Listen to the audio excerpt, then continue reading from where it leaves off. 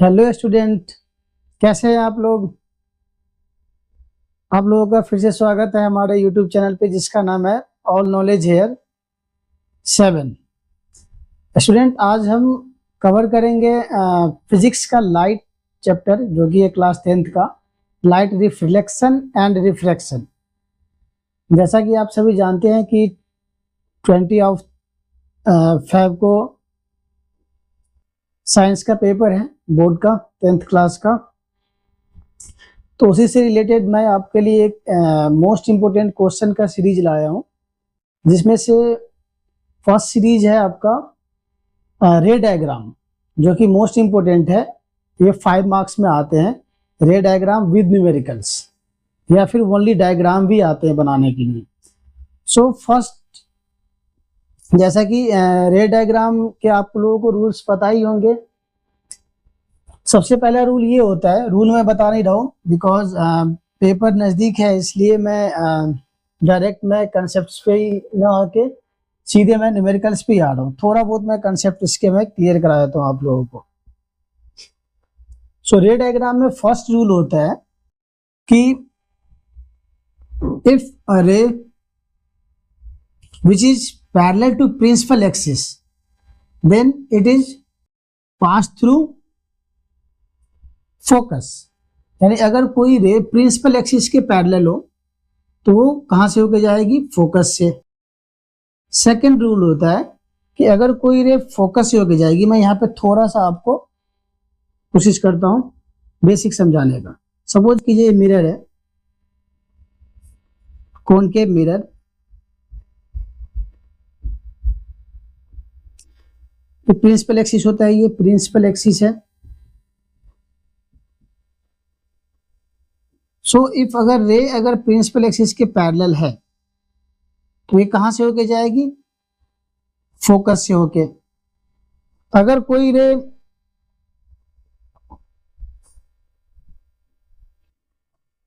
Focus से होके जाती है, सपोज कीजिए रे है फोकस से होके जाएगी, यहाँ पे फोकस है, तो वो प्रिंसिपल एक्सिस के पैरेलल होगी। फर्स्ट रूल क्या कहता है रे डायग्राम में कि अगर कोई रे प्रिंसिपल एक्सिस के पैरेलल है, जैसे ये रे है प्रिंसिपल एक्सिस के पैरेलल है, तो वो कहां से जाएगी? Then it will go to focus, go through focus. And ray अगर फोकस से होकर जाएगी तो वो प्रिंसिपल एक्सिस के पैरेलल होगी। एंड थर्ड रूल ये होता है कि अगर कोई रे सी से होकर जाएगी, it means centre of curvature से होकर जाएगी, तो वो सी से ही वापस हो जाएगी।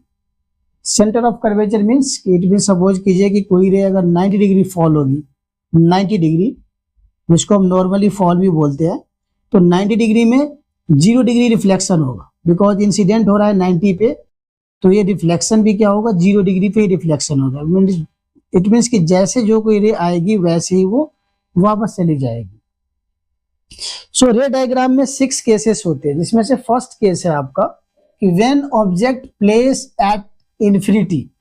अगर कोई ऑब्जेक्ट इन्फिनिटी पे प्लेस्ड हो, इन्फिनिटी मीन्स कि हम सन को इन्फिनिटी लेते हैं, यहां पे ऑब्जेक्ट है कोई,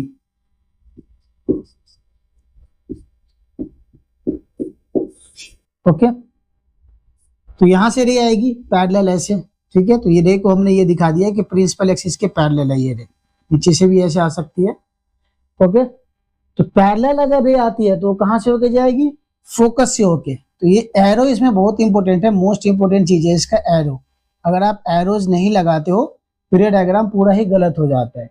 यही रे के डायरेक्शन को दिखाता है, ओके। सो ये एरोज आपको लगाना ही है। सो फर्स्ट इसमें ये कह रहा है कि अगर प्रिंसिपल एक्सिस के ये पैरेलल है, देन ये कहां से होके जाएगी? फोकस से होके। ऐसे ये भी प्रिंसिपल एक्सिस के पैरेलल है, तो ये फोकस से होके जाएगी। तो आप लोगों ने पढ़ा होगा कि इमेज के 3 नेचर्स होते हैं, nature, positions and size. Image 2 types के होते हैं, real and inverted, okay. Real image क्या होता है? जो ऑलवेज स्क्रीन पे फाउंड होता है, इट मीन्स इसको हम डिनोट करते हैं ऐसे, अपोजिट, उल्टा एरो से। एंड वर्चुअल इमेज जो स्क्रीन पे फॉल नहीं होता है, ओके, जो स्क्रीन के पीछे अपीयर होता है, जस्ट हम इमेजिन करते हैं कि ऐसा बनता होगा, राइट। सो फर्स्ट कंडीशन में क्या होगा कि अगर कोई ऑब्जेक्ट इन्फिनिटी पे है तो इसका इमेज कहाँ बनेगा, फोकस पे, ओके। तो ये आपको लर्न करने की जरूरत नहीं है, बिकॉज आपको रे डायग्राम का रूल्स याद रखना है कि प्रिंसिपल एक्सिस के पैरेलल है तो वो फोकस से होके जाएगी, एंड फोकस से होके कोई रे जाएगी तो प्रिंसिपल एक्सिस के पैरेलल होगी। सपोज कीजिए इसी को मैं एरो ऐसे लगा दूं, उल्टा कर दूं ऐसे, तो ये रे अब आ रही है फोकस से आते हुए दिखाई दे रही है, तो किससे होके जाएगी, प्रिंसिपल एक्सिस के पैरेलल हो जाएगी, ओके। ऐसे ही आपका कॉन्वेक्स लेंस का भी सेम ही होता है, प्रिंसिपल एक्सिस के पैरेलल होगी कोई रे तो वो फोकस से होके जाएगी, एंड कोई रे अगर फोकस से होके जाएगी तो प्रिंसिपल एक्सिस के पैरेलल हो जाएगी। दूसरा कि अगर ओ से कोई रे जाएगी ऑप्टिकल सेंटर से, तो बिकॉज ये लेंस होता है, लेंस क्या होता है, ट्रांसपेरेंट होता है, तो ये सीधे निकल जाएगी। इसमें अगर सी से जाएगी तो वो रिफ्लेक्ट होके बाउंस बैक होके वापस आएगी, बिकॉज रिफ्लेक्शन का रूल क्या कहता है, रिफ्लेक्शन का डेफिनेशन ये कहता है कि bouncing off light from any surface, any coated surface, and refraction ये कहता है बेंडिंग ऑफ लाइट। रिफ्रैक्शन में लाइट बेंड होता है बिकॉज उसमें दो मीडियम होता है, और हम जानते हैं कि मीडियम में जो लाइट की स्पीड होती है डिफरेंट मीडियम में डिफरेंट होती है।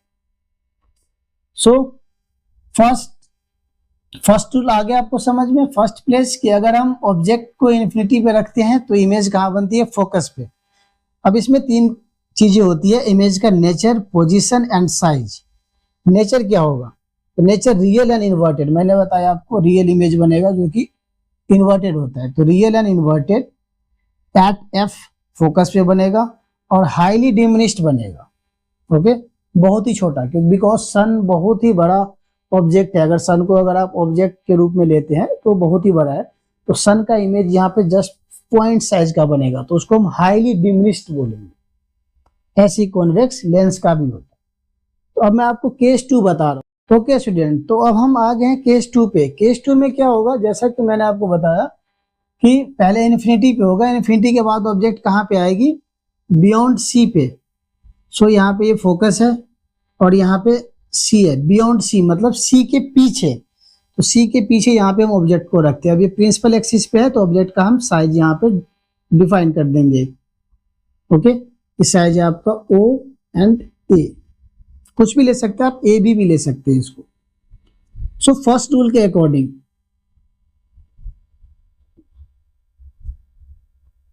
ये लाइट अगर प्रिंसिपल एक्सिस के पैरेलल है तो कहां से होके जाएगी, अगर कोई रे प्रिंसिपल एक्सिस के पैरेलल है तो वो फोकस से होके जाएगी। चलिए इसको फोकस से लेके चलते हैं।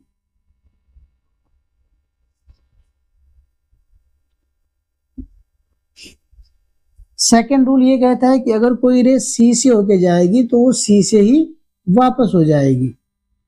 तो यहाँ पे सी से हम रे को निकाल सकते हैं, तो सी से निकालते हैं रे को।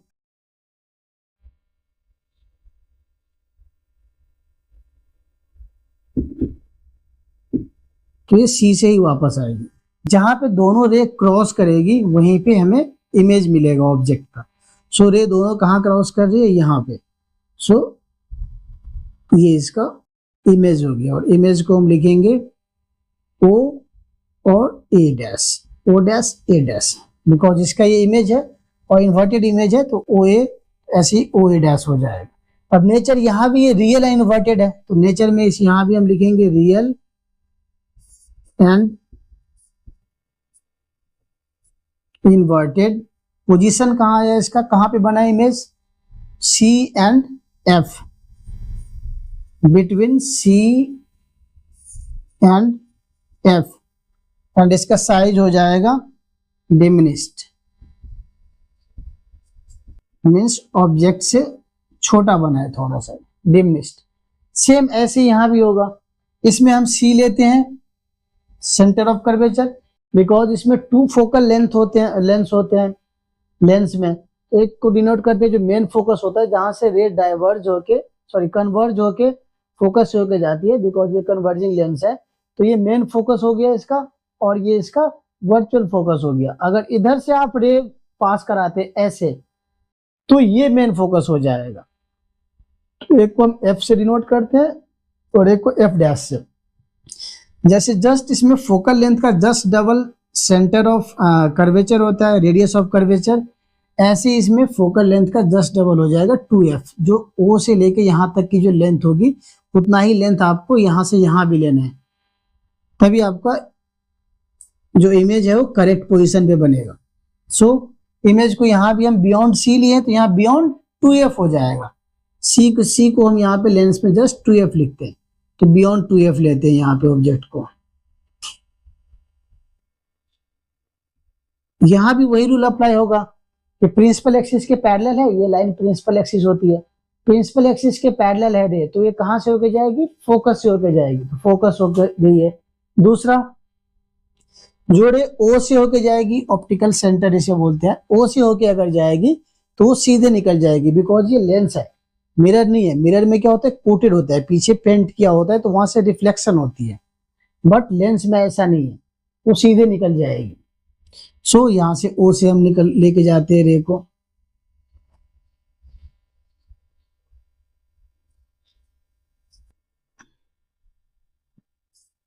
तो देखिए यहाँ पे कहां पे क्रॉस हुआ है रे, दोनों रे यहाँ पे।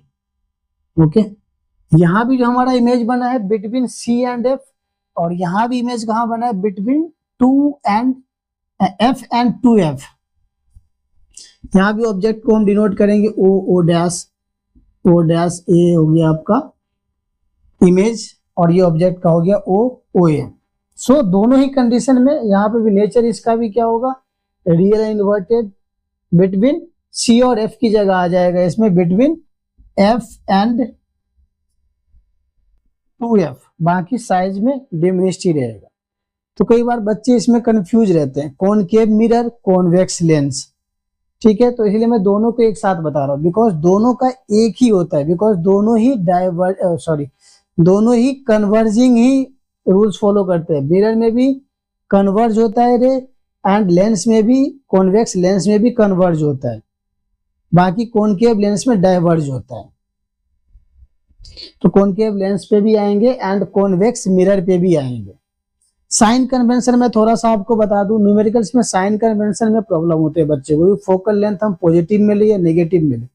तो सिंपल है, जो पोल से, ये पोल होता है प्रिंसिपल एक्सिस से जो लेफ्ट में होगा, लेफ्ट में, इसको सपोज कीजिए आप नंबर लाइन लेट करते हैं, तो नंबर लाइन पे क्या होता है, यहाँ पे अगर 0 है तो 0 के लेफ्ट में नेगेटिव इंटीजर्स होते हैं, राइट में पॉजिटिव इंटीजर्स होते हैं। तो अगर पोल से अगर डिस्टेंस लेफ्ट में होगा तो ये नेगेटिव होगा साइन, और अगर राइट में होगा, इसमें ओ लेते हैं हम ऑप्टिकल सेंटर, ऐसे इसमें भी ओ से जो राइट में होगा वो पॉजिटिव होगा। सो यहाँ पे कॉनकेव मिरर का जो फोकल लेंथ होगा और नेगेटिव, बिकॉज आपको अगर याद नहीं हो ऐसे तो ऐसे याद रख लो, कॉनकेव मिरर ऐसे बाउंस बैक होके ऐसे रिफ्लेक्ट होगी, इट मीन्स पोल के लेफ्ट में ही आएगी सारी रे, तो इट मीन्स यहाँ पे फोकल लेंथ क्या होगा, नेगेटिव। और लेंस में, ये लेंस है तो लेंस में आप ऐसे रह जाएगी और ये सीधे कन्वर्ज होके निकल जाएगी, तो इट मीन्स इसका राइट में बनेगा, लेंस के ऑप्टिकल सेंटर के राइट में। तो जो राइट में बनेगा वो पॉजिटिव होता है नंबर लाइन पे, और जो लेफ्ट में होगा नेगेटिव होता है। इस तरीके से आप चीजों को याद रख सकते हैं। तो चलिए हम अब बढ़ते हैं केस 3 की तरफ। अब ऑब्जेक्ट कहाँ पे रखेंगे हम, केस 2 में है ऑब्जेक्ट प्लेस्ड बियॉन्ड सी के पीछे, इसमें क्या आ जाएगा, बियॉन्ड 2f। अब ऐसे इस पे क्या आएगा, एग्जैक्टली 2f पे, eight 2f dash and 2f। ऐसे इसमें भी मिरर में क्या हो जाएगा, कॉनकेव मिरर में एट c, तो c पे रख के हम देखते हैं ऑब्जेक्ट को और फिर देखते हैं इमेज कैसा बनता है। सो स्टूडेंट, अब हम आते हैं केस 3 पे, जो कि है हमारा ऑब्जेक्ट कहाँ पे है, एट c पे। तो c पे रख के देखते हैं, और लेंस में क्या है, एट 2f पे। दोनों ही कंडीशन में इमेज क्या बनते हैं। सो ऑब्जेक्ट को यहाँ प्लेस कीजिए एट कहाँ पे, c पे रखेंगे तो भी, तो प्रिंसिपल एक्सिस की अगर पैरेलल होगी रे तो वो कहाँ से होके जाएगी, फोकस से। दूसरा कंडीशन मैंने आपको क्या बताया, फोकस से होके जाएगी तो वो प्रिंसिपल एक्सिस के पैरेलल होगी। और थर्ड सी से होके अगर कोई रे जाएगी तो वो सी से ही वापस हो जाएगी। बट यहाँ पे सी पे तो ऑब्जेक्ट ही है, तो सी से तो हम रे को नहीं ले जा सकते। बट हमारे पास दो कंडीशंस अभी भी है, एक तीसरा और भी होता है लेकिन उसकी जरूरत नहीं है, तो मैं बता नहीं रहा हूँ। सो अब दूसरा कंडीशन क्या बचता है कि फोकस से अगर हम रे को ले जाते हैं तो इमेज कहाँ बनती है। So let's start.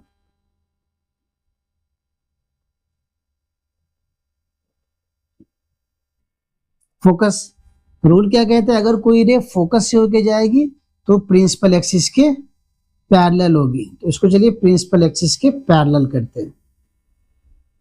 So principal axis के क्या होगी, पैरेलल। दोनों रे कहां पे क्रॉस हुई है, यहां पे। ओके, तो यहां हम देख रहे हैं कि इमेज जहां पे ऑब्जेक्ट है वहीं पे इमेज बन रहा है, जहां पे ऑब्जेक्ट है वहीं पे इमेज बन रहा है। तो सी पे क्या होता है, जहां पे ऑब्जेक्ट रहेगा वहीं पे इमेज बनेगा। ये ओ ए एंड ए डैश, और सेम साइज का भी बन रहा है, तो सेम साइज का ही बनेगा बिकॉज ये सेंटर होता है, सेंटर ऑफ कर्वेचर। और मैंने आपको बताया था सेंटर पे अगर कोई रे फॉल होगी ऐसे तो सीधे ही ऊपर बाउंस बैक होगी, यानी कि वहां पे नो रिफ्लेक्शन होगा एंड नो ही इंसिडेंट एंगल भी जीरो होगा एंड रिफ्लेक्शन एंगल भी जीरो ही होगा। इसलिए यहाँ पे सेम साइज का, जितना साइज का ऑब्जेक्ट रहेगा उतने ही साइज का यहाँ पे इमेज भी बनता है। ऐसे हम इसमें भी देखेंगे, ऑब्जेक्ट कहाँ पे रखेंगे हम, एट 2f, 2f पे आप रखेंगे। फर्स्ट रूल कि प्रिंसिपल एक्सिस के पैरेलल कीजिए आप रे को, प्रिंसिपल एक्सिस के पैरेलल होगी। देन ये डाइवर्ज होके कहां से होके जाएगी, फोकस से, फोकस से होके गई। एंड दूसरा, अगर कोई रे ऑप्टिकल सेंटर से होके जाएगी तो वो सीधे निकल जाएगी, तो इसको भी ऑप्टिकल सेंटर से हम ले जाते हैं। अब देखिए कहां पे क्रॉस हुआ है, एट 2f पे, 2f को यहाँ पे ले लीजिए आप, ठीक है। थोड़ा सा आगे बन गया इमेज, बट आप स्केल से करते हो तो स्केल से एग्जैक्ट इमेज आएगा आपका, एग्जैक्ट मेजरमेंट होगा, लेकिन 2f पे ही बनेगा। तो सेम होता है दोनों का, बच्चे पूरे साल इसको रटते रहते हैं। एक एनसीईआरटी जो टेक्स्ट बुक है उसमें एक कॉलम दिया हुआ है, वो कॉलम को रटते हैं पूरे साल, फिर भी याद नहीं रहता है बिकॉज इसमें इतना कंफ्यूजन है। और अगर आप इमेज को, रे डायग्राम को अच्छे से समझ लेते तो आपको रटने की जरूरत ही नहीं है। सो ये यहाँ पे ऑब्जेक्ट का नेम दीजिए O A and O dash A dash. तो यहाँ भी नेचर इसका लिखेंगे, तो नेचर क्या होगा आपका, रियल एंड इन्वर्टेड, बिकॉज ये उल्टा बन रहा है, ये होता है आपका रियल इमेज, रियल इमेज। और जो डॉट लाइन में होता है वो होता है वर्चुअल इमेज। तो जब तक ऐसे इमेज नहीं बनेगा तब तक ये रियल एंड इन्वर्टेड ही होगा।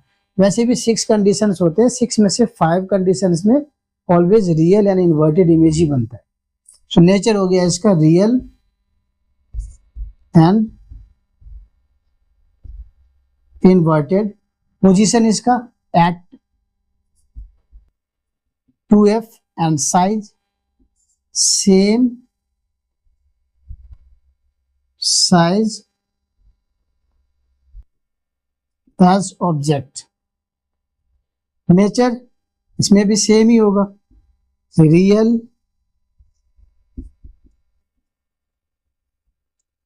And inverted. Position at C, इसमें सी होता है, इसमें 2f होता है। Size same size as object.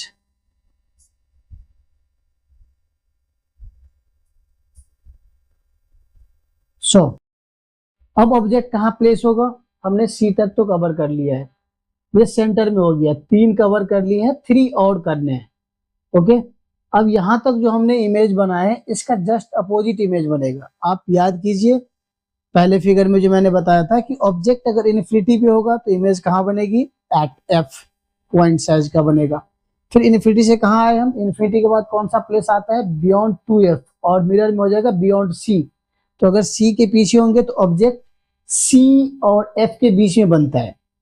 And third, अगर 2f पे होंगे तो 2f पे ही बनेगा। अब इसका जस्ट अपोजिट होगा, आप देखेंगे आगे। अगर हम ऑब्जेक्ट को यहाँ पे करते हैं 2f एंड f पे, ऐसे मिरर में अगर c और f के बीच में करते हैं तो c और f के बीच में इमेज कब बन रहा था, जब ऑब्जेक्ट बियॉन्ड c था। तो बियॉन्ड c था ऑब्जेक्ट, तो c और f के बीच में इमेज बन रहा था। यहाँ पे c और f के बीच में ऑब्जेक्ट होगा तो बियॉन्ड c इमेज बनेगा। क्लियर? फिर से समझ लीजिए, यहां तक जो होता है इक्वल होता है, इसके आगे जस्ट जो पहले इमेज बना है उसका जस्ट इनवर्स हो जाएगा, उल्टा होगा। इन्फिनिटी पे था, फोकस पे इमेज बना, बियॉन्ड सी था तो सी और एफ के इमेज में, सी और एफ के बीच में बना। एट सी पे है तो एट सी पे इमेज बन रहा है। अब सी और एफ के बीच में आएंगे तो बियॉन्ड सी बनेगा, एंड एफ पे आएंगे, जब इन्फिनिटी पे था ऑब्जेक्ट तो फोकस पे बन रहा था, तो फोकस पे आएंगे तो कहां बनेगा, एट इन्फिनिटी पे बनेगा। एंड पी और एफ के बीच में जो लास्ट कंडीशन होता है उसी में एक इमेज बनता है, बस वर्चुअल इमेज। ओके, तो चलिए हम बढ़ते हैं अब नेक्स्ट पोजीशन की तरफ, जो कि हमारा between C and F. So student, अब हम आ गए हैं केस 4 पे। केस 4 पे ऑब्जेक्ट कहां पे है, बिटवीन सी एंड एफ पे। तो अब यहां से हम रे डायग्राम बना के देखते हैं कि इमेज हमारा कहां पे बन रहा है। So let's start. So first rule के अकॉर्डिंग, अगर रे प्रिंसिपल एक्सिस के पैरेलल है तो वो कहां से होके जाएगी, फोकस से, तो उसको फोकस से ले जाइए। थोड़ा सा यहां से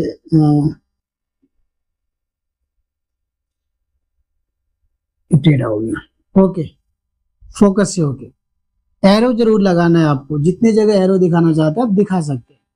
सेकेंड रूल कि अगर कोई रे फोकस से होके जाएगी तो वो प्रिंसिपल एक्सिस के पैरेलल होगी, तो आप फोकस से होके ले जाइए।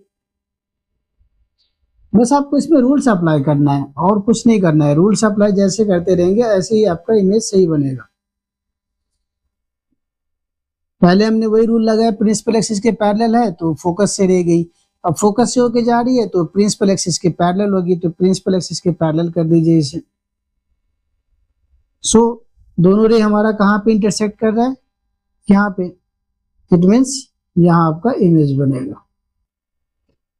ओके, और यहां से लार्जर देन, यहां तक इक्वल, इससे पहले छोटा इमेज बनेगा, सी पे जस्ट इक्वल हो जाएगा, एंड सी के बाद जो है इमेज का साइज धीरे धीरे बढ़ता जाएगा। सो ये हो गया O and O, O and A, O dash and A dash. यहाँ भी प्रिंसिपल एक्सिस के जो नीचे इमेज बना है इट मीन्स ये रियल एंड इन्वर्टेड इमेज बना है, रियल एंड इन्वर्टेड। तो मैं लिख रखा है रियल एंड इन्वर्टेड। और इसकी पोजीशन की बात करते हैं तो पोजीशन पे आ जाएगा इसका बियॉन्ड सी, पोजीशन हो गया इसका beyond C, beyond C and beyond C, और साइज हो जाएगा लार्जर देन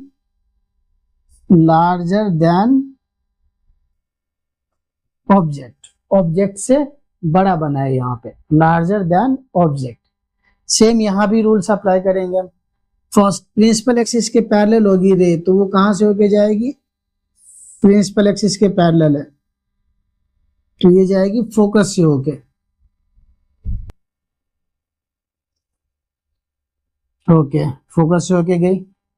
एरो जरूरी है, इंपोर्टेंट एरो ने आपको भूलना नहीं है किसी भी रे डायग्राम में। प्रिंसिपल एक्सिस के पैरेलल है, फोकस से हो गई। दूसरा, ओ से होके जाएगी ऑप्टिकल सेंटर से, देन वो ये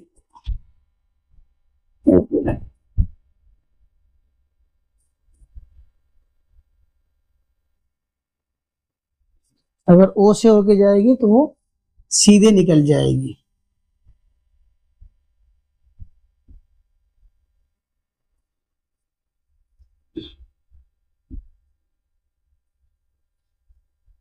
सो यहाँ भी इमेज, दोनों रे जो है इंटरसेक्ट कहाँ पे हुआ है, 2f के पीछे, बियॉन्ड 2f। तो यहाँ पे ऑब्जेक्ट है और यहाँ पे आपका इमेज ऑब्टेन हुआ है, O dash and A dash, O dash and A dash. Clear? समझ में आ रहा है आप लोगों को? जो कॉनकेव मिरर का होता है, इसलिए मैंने दोनों का एक साथ बनाने का डिसीजन लिया, concave mirror and convex mirror. ठीक है, दोनों का सेम ही होता है, जो कॉनकेव का होगा वही कॉन्वेक्स का होगा। तो यहाँ भी जो नेचर होगा रियल इन्वर्टेड पोजीशन, इसमें बियॉन्ड सी आ रहा है, इसमें हो जाएगा beyond 2f and size larger than object. अब नेक्स्ट है आपका पोजीशन 2f के beyond between 2f and f के बाद एट f। जब ऑब्जेक्ट इन्फिनिटी पे था तो इमेज कहाँ बन रहा था? फर्स्ट केस में एट f। अब ऑब्जेक्ट कहाँ पे है? f पे है, तो इमेज कहाँ बनेगा? At infinity. ऑब्जेक्ट अगर इन्फिनिटी पे था तो इमेज बन रहा था f पे, अब f पे है तो इन्फिनिटी पे बनेगा। सो हम देखते हैं फोकस पे रख के इमेज कैसे बनता है। आगे बढ़ने से पहले चैनल को एक लाइक कर दीजिए और सब्सक्राइब जरूर कीजिए ताकि आपको और वीडियो मिलते रहें।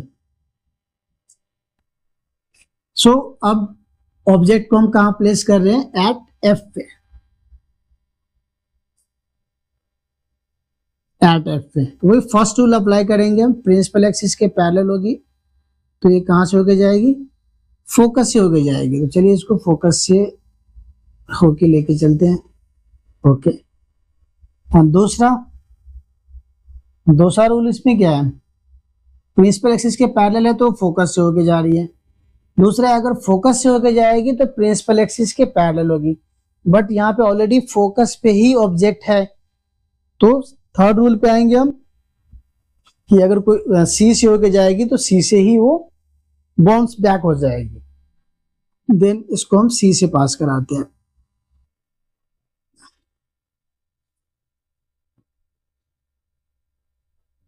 सी से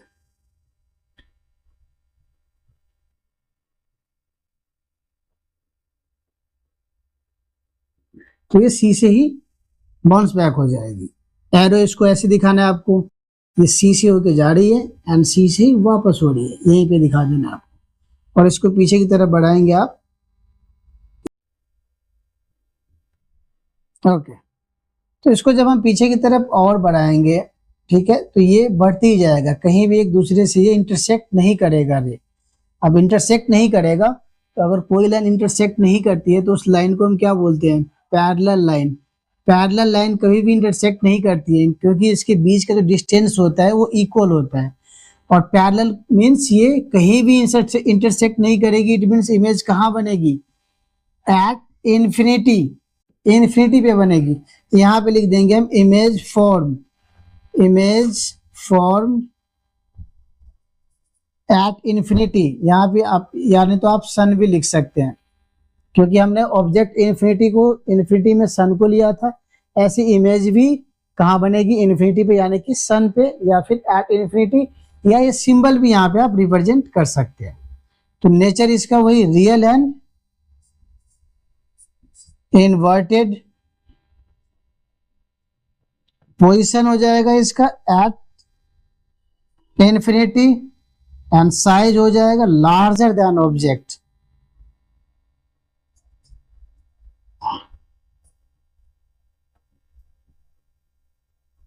या मैग्नीफाइड भी लिख सकते हैं। मैग्नीफाइड मीन्स बहुत बड़ा, या फिर हाईली मैग्नीफाइड, बिकॉज इन्फिनिटी पे बन रहा है तो इन्फिनिटी पे हम वहां पे लिखा था हाईली डिमिनिश्ड, जब इन्फिनिटी पे ऑब्जेक्ट था फर्स्ट केस में, तो यहाँ पे क्या हो जाएगा? हाईली मैग्नीफाइड भी लिख सकते हैं आप, हाईली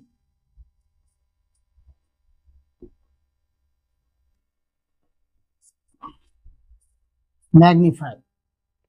यहां भी अब रख के देखते हैं, ऑब्जेक्ट को फोकस पे रखेंगे हम, प्रिंसिपल एक्सिस के पैरेलल हुई, कहां से होके जाएगी? ये फोकस से होके। एंड दूसरा ओ से होके जाएगी,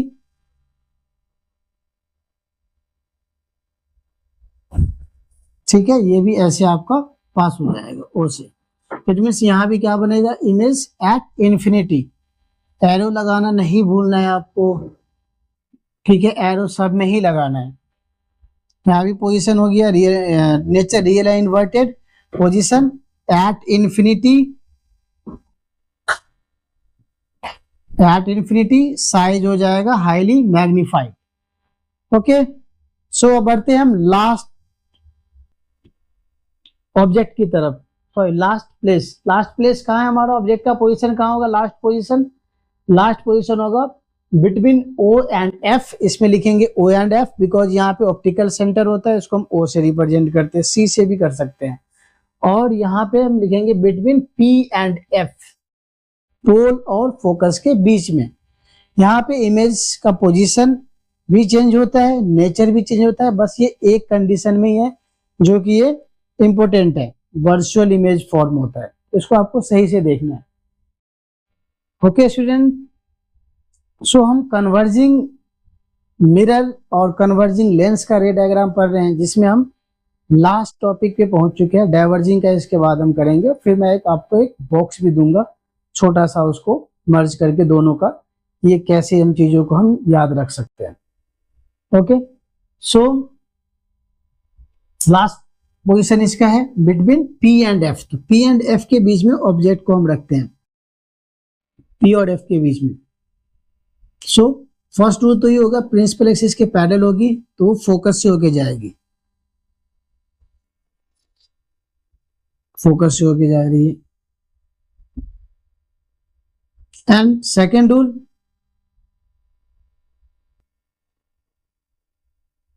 अगर ये सी से होके जाएगी तो सी से ही बाउंस बैक हो जाएगी। ओके, इसको आप बढ़ाएंगे आगे तो ये कहीं ना कहीं ऐसे मिल जाता है ये, ठीक है। इसको अगर आगे बढ़ाएंगे तो यहाँ पे इमेज कैसे बनेगा, कहाँ मिलता है? यहाँ पोजीशन फिक्स नहीं होता है, जबकि हम फोकस पे अगर ऑब्जेक्ट को रखे तो इमेज हमारा कहाँ बना था? इन्फिनिटी पे पैरेलल। तो यहाँ तो इन्फिनिटी पे दो कंडीशन में इमेज नहीं बन सकते, तो इस कंडीशन में क्या करते हैं हम? रे को पीछे की तरफ बनाते हैं। पीछे की तरफ हम जब इसको एक्सटेंड करते हैं, एक्सटेंड कहीं भी करते हैं, तो इसको हम डॉट लाइन में करते हैं बिकॉज ये वर्चुअल होता है। इट मीन्स ऐसा हम एज्यूम कर लेते हैं कि ये ऐसे बना होगा इस तरह। ओके, सो इमेज कहाँ बन रही है? अब यहाँ पे दोनों रे जो है इंटरसेक्ट हो रही है, इट मीन्स इमेज यहाँ पे बनेगी। और ये अब तक आपने जितने भी केसेस देखे उसमें प्रिंसिपल एक्सिस के बिलो नीचे इमेज बन रहा था, उसके नीचे, बट यहाँ पे अब बना है एबव द प्रिंसिपल एक्सिस। सो ये वर्चुअल इमेज बनेगा और वर्चुअल इमेज को हम डॉट लाइन से रिप्रेजेंट करते हैं। सो ये O and A, O and A dash, O dash and A dash, virtual image form हुआ है। अब इसका पोजीशन क्या होगा? नेचर सबसे पहले, तो नेचर हो जाएगा वर्चुअल एंड इरेक्ट। इसको हम हिंदी में बोलते हैं काल्पनिक एंड सीधा। जो हिंदी मीडियम वाले बच्चे हैं, अगर कोई देख रहे हैं स्टेट बोर्ड वाले, तो इसको बोलते हैं हम काल्पनिक एंड सीधा इमेज बन रहा है, सीधा। रियल इन्वर्टेड को बोलते हैं वास्तविक एंड उल्टा। रियल मीन्स वास्तविक, जो रियल में है, ये वर्चुअल है, काल्पनिक। इमेजिनरी जिसे बोल सकते हैं हम, इमेजिन जो करते हैं। ओके, इमेजिनरी इमेज हो गया। पोजीशन हो जाएगा इसका बिहाइंड द मिरर। ये मिरर कोटेड है, जो आप घर में जो मिरर होता है, प्लेन मिरर को ही ऐसे आप कर्व कर दीजिए कुछ इस तरीके से। प्लेन मिरर को आप कर्व करेंगे तो ये कॉनकेव हो गया, ऐसे प्लेन है। फिर ऐसे बाहर की तरफ निकाल देंगे तो ये कॉन्वेक्स हो जाएगा, बिकॉज कॉनकेव का रिफ्लेक्टिंग सरफेस इनवर्ड होता है, तो ये कॉनकेव हो गया। कॉन्वेक्स का आउटवर्ड होता है, ऐसे बाहर की तरफ, तो ये वाइड एंगल को कवर करता है। इसलिए साइड मिरर के रूप में जो है, जो व्हीकल्स वगैरह जो होते हैं, बस, ट्रक या मोटर बाइक, उसमें साइड मिरर के रूप में जो है वो कॉन्वेक्स मिरर का यूज होता है, बिकॉज वो वाइड एरिया कवर करता है, जिससे हमें पूरी रोड कवर हो जाती है एक छोटे से मिरर में, जिससे कि पीछे आने वाली गाड़ियों को हम अच्छे से देख पाते हैं। और कॉन्वेक्स मिरर जो होता है उसका इनवर्ड होता है, अंदर की तरफ रिफ्लेक्शन होता है, वो कम एरिया को कवर करता है। हाँ, ये मैग्नीफाइंग जरूर होता है। तो जो सैलून वगैरह में जो मिरर लगे होते हैं सैलून में, वो कॉनकेव मिरर होता है, बिकॉज हमारे फेस को जो है वो कॉनकेव मिरर के फोकस पे रिप्रेजेंट करना होता है। जब हम फोकस पे रखते हैं, और अभी हमने पढ़ा था कि अगर इमेज अगर फोकस ऑब्जेक्ट अगर फोकस पे होगी तो इमेज कहाँ बनता है, इन्फिनिटी पे। और इन्फिनिटी पे जो साइज होता है इमेज का वो क्या होता है, हाईली इनलार्ज, हाईली मैग्नीफाइड। यानी कि फोकस पे अगर रखते हैं तो बहुत बड़ा इमेज बनता है। और बहुत बड़ा इमेज बनने का कारण क्या है कि अगर हम सेविंग मिरर के सामने खड़े होते हैं, यानी कॉनकेव मिरर के सामने, तो जब हम फोकस पे खड़े होते हैं उसके सामने या बैठते हैं, तो हमारा जो बियर्ड का जो इमेज है वो हाईली इनलार्ज बनता है, बहुत बड़ा बनता है, जिससे कि जो बार्बर होता है वो बार्बर को जो है हमारे उसको हेयर बियर्ड के हेयर को देखने में कोई परेशानी नहीं होती है, उसका साइज उसको बड़ा दिखता है। ठीक है, बिकॉज ये मैग्नीफाइंग मिरर होता है concave mirror. And convex mirror क्या होता है, वो डाइवर्जिंग मिरर होता है, वो चीजों को क्या करता है, डाइवर्ज करता है, काफी एरिया को कन्वर्ज कर लेता है कॉन्वेक्स मिरर। सो ये हो गया वर्चुअल एंड इरेक्ट। पोजीशन हो जाएगा behind the mirror.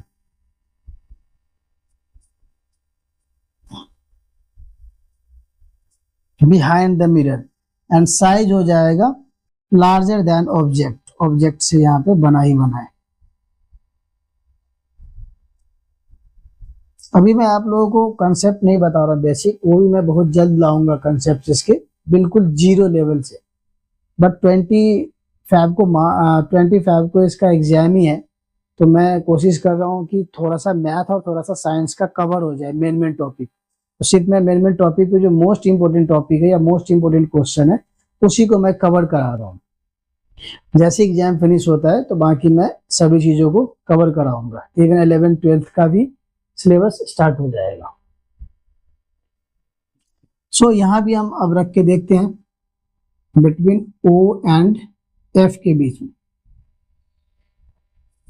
So principal axis के पैरेलल है तो ये कहाँ से होके जाएगी, फोकस से होके जाएगी। एंड एक O से होके जाएगी, ये सीधे निकल जाएगी। अब इसी को हम पीछे की तरफ ऐसे बढ़ाएंगे।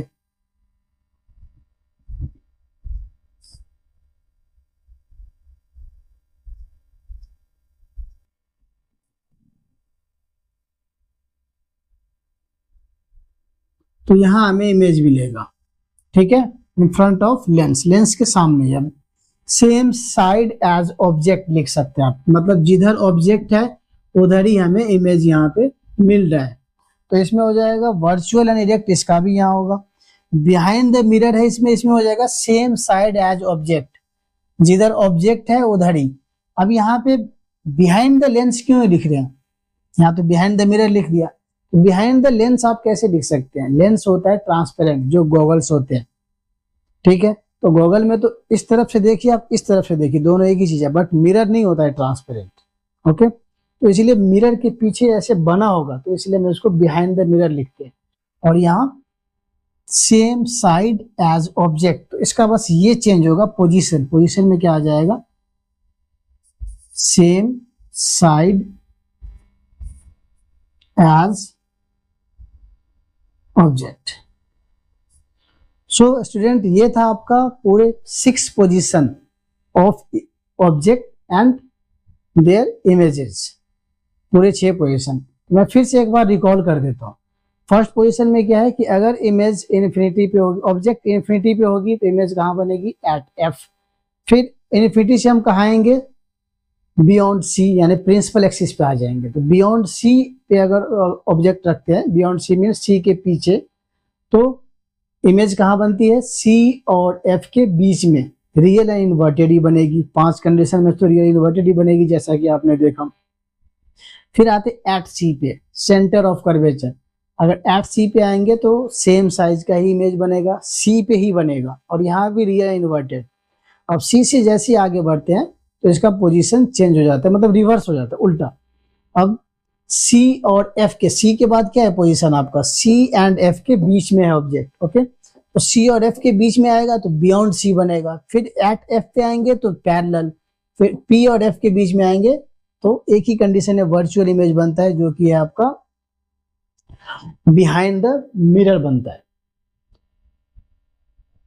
ओके स्टूडेंट, सो हमने ये concave mirror and convex lens दोनों का मैंने कवर कर लिया। उसके बाद हम अब करने जा रहे हैं convex mirror and concave lens, दोनों में बस नेम में डिफरेंस है। कॉनकेव मिरर, कॉन्वेक्स लेंस, दोनों का रे डायग्राम सेम है। अब इसका अपोजिट हो जाएगा convex mirror and concave lens. तो ठीक है, तो चलिए मैं स्टार्ट करते हैं concave lens and convex mirror का ray diagram. Concave lens and convex mirror, अब देखिए डिफरेंस क्या है दोनों में। जैसे उसमें हमने कॉनकेव लेंस, कॉनकेव मिरर में जो हमने रे डायग्राम समझा था, कॉनकेव मिरर में क्या था कि फोकल लेंथ लेफ्ट में, ओके, प्रिंसिपल एक्सिस के लेफ्ट में था फोकल लेंथ, मतलब ये कन्वर्जिंग मिरर था, सो ऐसे रे आके कन्वर्ज होके इधर आ रही थी फोकस की तरफ। और ये डाइवर्जिंग मिरर है तो ये डाइवर्ज होके इधर आएगी, तो जस्ट अपोजिट हो गया। जो कॉन्वेक्स लेंस में फोकल लेंथ क्या था, पॉजिटिव में, इसमें कॉन्वेक्स मिरर में होगा पॉजिटिव में। कॉन्वेक्स कॉन्वेक्स चाहे लेंस हो या मिरर हो, हमेशा फोकल लेंथ और सेंटर ऑफ कर्वेचर ये सब पॉजिटिव में होगा। कॉनकेव मींस नेगेटिव, ऐसे भी याद रख सकते हैं आप, उससे साइन कन्वेंशन में आपको प्रॉब्लम नहीं होगी, नहीं आएगी। सो इसमें दो ही पोजीशंस होते हैं। फर्स्ट तो आपका ये हो गया कि अगर प्रिंसिपल, अगर कोई ऑब्जेक्ट इन्फिनिटी पे है तो इन्फिनिटी पे है तो इमेज कहाँ बनती है, फोकस पे। तो दोनों ही कंडीशन में फर्स्ट केस ये अप्लाई हो जाएगा। इन्फिनिटी पे ऐसे रे आएगी, ओके, ऐसे ये, फिर ये डिफ्लेक्ट हो जाएगी और ये फोकस से होके ऐसे जाएगी, डाइवर्ज होके, और ठीक है ऐसे जाएगी, प्रिंसिपल एक्सिस के पैरेलल होगी, फिर डाइवर्ज होके फोकस से होके जाएगी। कहां से ओके। एंड दूसरा होता है कंडीशन प्रिंसिपल एक्सिस पे। प्रिंसिपल एक्सिस में इसमें जैसे कॉनकेव मिरर में हमने पढ़ा कि सिक्स कंडीशंस होते हैं, इसमें ऐसा नहीं है क्योंकि इसका फोकस भी इधर होता है, सी भी इधर होता है, तो इस पे आप प्रिंसिपल एक्सिस पे कहीं भी रखें, at any place, at any point, at any place on the principal axis, अब कहीं भी रखेंगे हम तो एक ही इमेज बनेगा। चाहे आप ऑब्जेक्ट को यहाँ पे रख लो, यहाँ पे रख लो, यहाँ पे रख लो, यहाँ पे रख लो, तो एक ही इमेज बनेगा हमेशा। ठीक है, तो हम कहीं भी रख के देख लेते हैं। आप यहाँ पे हमने रख लिया। फर्स्ट रूल वही प्रिंसिपल एक्सिस के पैरेलल होंगे, रूल्स ये इसमें भी वही फॉलो होंगे। ऐसा नहीं कि मिरर और लेंस चेंज हो गया तो रूल्स चेंज हो जाएंगे, सेम ही रूल होंगे। प्रिंसिपल एक्सिस के पैरेलल होगी तो कहां से होके जाएगी, फोकस से होके। सो ये होगी आपका फोकस की तरफ,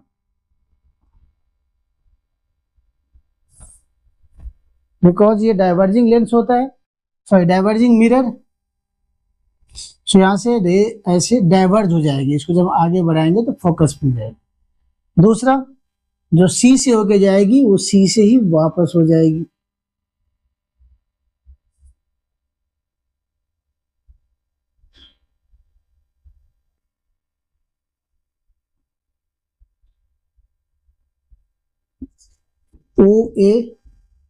ओ ए डैश। इसमें आप लोगों ने एक चीज ऑब्जर्व किया कि हम इसको डॉटेड लाइन में रिप्रेजेंट क्यों कर रहे हैं। जब हम कॉनकेव मिरर का डायग्राम बना रहे थे, कॉनकेव मिरर, तो जब P और F के बीच में ऑब्जेक्ट था यहाँ पे, देन ये ऐसे फोकस होकर जा रही थी, इसको हम डॉट लाइन में किए थे। क्यों, बिकॉज यहाँ पे एक कोटेड एरिया है, कोटेड से पीछे जाएगी तो ये तो रे तो पास ही नहीं करेगी। ठीक है, मिरर के पीछे रे तो जाएगी नहीं, तो ऐसे इमेजिन कर लेते हैं कि ये जो है ऐसे बना होगा, ऐसे रे जाएगी, इसकी जो पाथ है वो इस तरीके से कुछ होगी। तो ऐसे इसमें भी इसका जो कोटेड पोर्शन होता है वो अंदर की तरफ होता है, और जो इसका रिफ्लेक्शन पोर्शन होता है कॉन्वेक्स मिरर में वो बाहर की तरफ होता है। इसका डेफिनेशन भी यही कहता है कि convex mirror is a type of spherical mirror whose reflecting surface is outward, मतलब बाहर की तरफ, आउटवर्ड, और इसका होता है इनवर्ड, अंदर की तरफ। सो इसलिए इसको हम, क्योंकि जब भी कोटेड लाइन के अंदर लाएंगे रे को तो आपको डॉट लाइन में रिप्रेजेंट करना होगा। ऐसे इसमें भी चलते हैं हम, कॉन्वेक्स कॉनकेव लेंस की तरफ।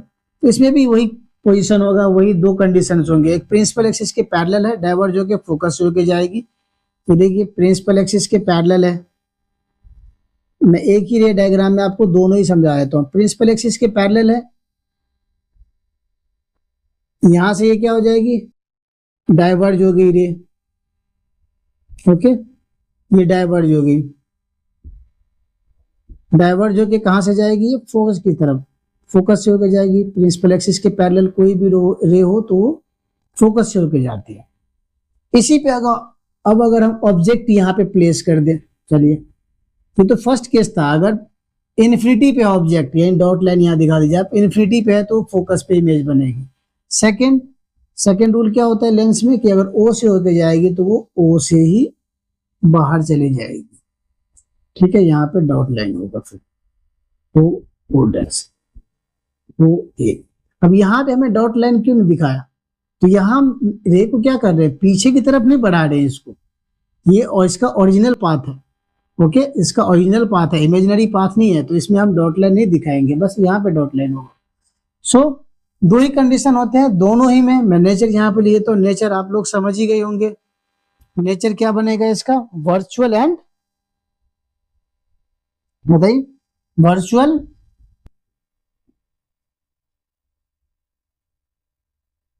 एंड इरेक्ट, साइज स्मॉलर ही बन रहा है, स्मॉलर देन ऑब्जेक्ट,